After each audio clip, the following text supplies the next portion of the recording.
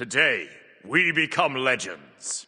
Smite's gods usually aren't simply dealt with. You need to use skill and game knowledge to come out on top. There's no cheat code to just win. Well, this video is the closest you'll get to that cheat code, as I discuss the top 10 hardest counters in Smite. Some of these will be god-to-god counters, aka counter picks, while others will be item counters to certain gods, and others still are counters to entire groups of gods. If you're excited for Season 9 dropping soon, then be sure to subscribe to the channel and help us on the road to 100k, we'd love to have you along for the ride. But without further ado, and in no particular order, let's jump in with the top 10 hardest counters in Smite. So coming in at number 10 is RTO versus Fenrir. So there are a few variations of this type of counter, but the gist is that Fenrir's main two basic abilities, Unchained and Brutalize, are both classed as leaps and can't be used under the effects of a cripple. RTO's 6 second long moving AoE cripple can easily keep a Fenrir locked down for a long time, or force him to ult/beads for CC immunity so that he can actually use the rest of his kit. As I mentioned, this type of counter works in other ways as well, like Ares, who has an 8 second long cripple but that's single target.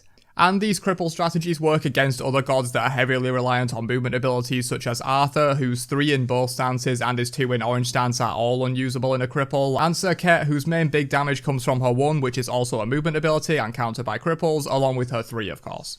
And speaking of Circe, number 9 is Circe versus Cali. So this one is mostly just down to the ultimates of these two characters. Circe's ultimate is the hardest counter to Cali's ultimate in the entire game, hands down. Not only does it prevent her from healing, an enormous part of Cali's late game strategy using her passive, a Cali that can't get passive heals isn't going to do well, but it also does 400 plus 80% of power and true damage over 5 seconds and is unmissable. When timed right, this can just always be used to kill Cali out of her ultimate pretty much. At max rank, Cali's ult lasts 4.5 seconds, and while Circe ulted, Cali won't get the 15% heal at the end of her ult that she normally gets, meaning she'll still be on 1 HP when it expires, with Circe's tick damage still on her. At which point she dies to the final couple of ticks without getting any passive value at all, and Circe gets the kill. Counter number 8, Magis Cloak versus AlQang. That's right, the first item counter has shown up on the list. Of course, we all know that Magis prevents the next hard CC or root that hits you and makes you immune to new CCs for a couple of seconds. Of course, this stops AlQang's ultimate really well, since it's a banish that counts as a hard CC. The main downside to Magis versus something like beads is that you have no control over when it's popped. A Bellona could just disarm you from range and pop it for almost no value.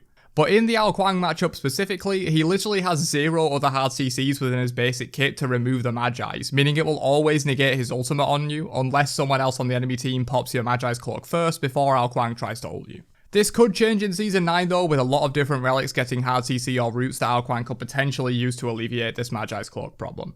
Counter number 7, King Arthur versus Sett. So this one is another where some other gods can do a similar thing but a bit worse in my opinion. The general idea behind this counter is that Arthur's 4B, Excalibur's Wrath, can take Sett out of the fight for about 4 seconds whenever he ults.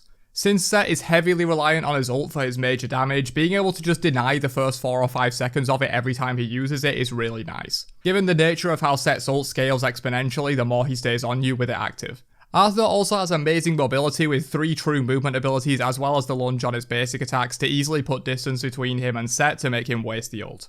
As I said, this kind of counter will really work with any long duration banish like Nejar or Heimdallr as well.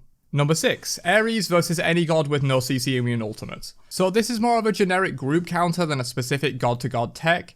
If Ares' ultimate lands in the late game, it's usually a kill, but with beads and CC immunity on a lot of ultimates, it can be hard to force out all the enemy's CC immunity before ulting as Ares in a fight. But you can better your odds significantly when playing into gods with no CC immunity on their ultimates. Think stance switchers like Merlin, Ula, RTO, but not Hell of course, or some of the mages like Apwash, Thoth, Sett that all have no CC immune ultimates. All these gods are reliant entirely on beads, which is a 160 second cooldown versus a base 100 seconds on Ares ult. Lower if you have CDR of course. Whereas versus a god with a CC immune ult, they'll just save it for when you ult if possible and hard counter your Ares pull. Especially when they have both options of beads or ult, take one of those away and it becomes a lot easier to land those meaty Ares ultimates. Keep it in mind next time someone picks a few gods with no CC immune ults on the enemy team in ranked. Counter number 5, Sobek versus Sylvanas. So Sylvanas is a very low mobility god that has insane power if kept safe and in good positioning. But the moment you're out of position, you're kind of dead on the tree due to his lack of mobility and self-peel. All he can really do is ult to buy time and hope for the best. Sobek's charge prey is one of, if not the best ways to exploit this, since it's on a fairly short cooldown and has an insane amount of displacement that can really put the Sylph player way out of position for your team to capitalize on. Sobek also has built-in anti-heal on his 3, which is of course nice against a healer support, and can easily keep Sylvanas locked down using his 2 and ult after the fact. Number 4, Apwash versus Ra. Okay, so this tip basically applies against any healer, I just chose Ra as one of the best examples. Apwash over the years has just been turned into an absolute anti-healing machine, with his 1 doing 40% anti-heal for 5 seconds, his ult stacking up to 60% anti-heal for 5 seconds, and we can't forget his trusty old 3 that stuns enemies if they were healed during the tick damage. This one might be a bit more obvious to those that study the game for a fair bit, but to the average player, I think Apwash isn't getting the recognition he deserves as one of the best anti-healers in the game, notwithstanding his other glaring issues like mobility and stuff. Counter number 3, Mystical Mail versus Stealth Gods. Another item counter, and probably a more known one to be honest, Mystical Mail's aura tick damage is amazing for tracking and revealing stealth gods. It basically gives you a beacon around you every 1 second that shows you where stealth gods are, assuming they're in range of course. And even your own team can use this to their advantage, since most if not all stealths in the game now will reveal the target after they take damage, either permanently like in AlQang or Morrigan's case, or for a short time like Loki. Either way, Mystical Mail works great as a tracking tool for stealth gods and honestly feels like you're hacking a bit when you use it to its fullest potential and track a Loki. Number 2, Susano versus Janus. So this one is based mainly on the fact that Susano can just 3 Janus before he portals and follow him to the other side, making Janus' main selling point much less effective versus Susano. Sure, if he ults he can probably still get away from you, but a standard portal escape is very easy to follow for Susano using his 3. You can even chain his ult into 2 or 2 into ult to keep the Janus CC'd and pull him away from the portal so he can't even go through. And if a Susano gets on a Janus when he has none of his portals left, it's pretty much GG at that point.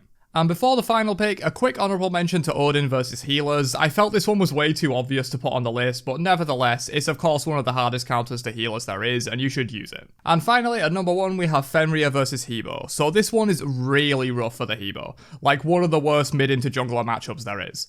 The first point to make here is that Hebo has no jump to escape Brutalize, meaning he will eat the full damage from it every time unless he uses relics or ult, which are of course on a much longer cooldown than Brutalize. But he could CC Fenrir out of the Brutalize and still live, right? Wrong. Since Fenrir is knock-up immune in Brutalize, Hebo's 3 won't do anything for him against it. Neither will the slow on Magic Carpet since it's a series of leaps that just tracks Hebo. It doesn't matter how slow Fenrir's moving.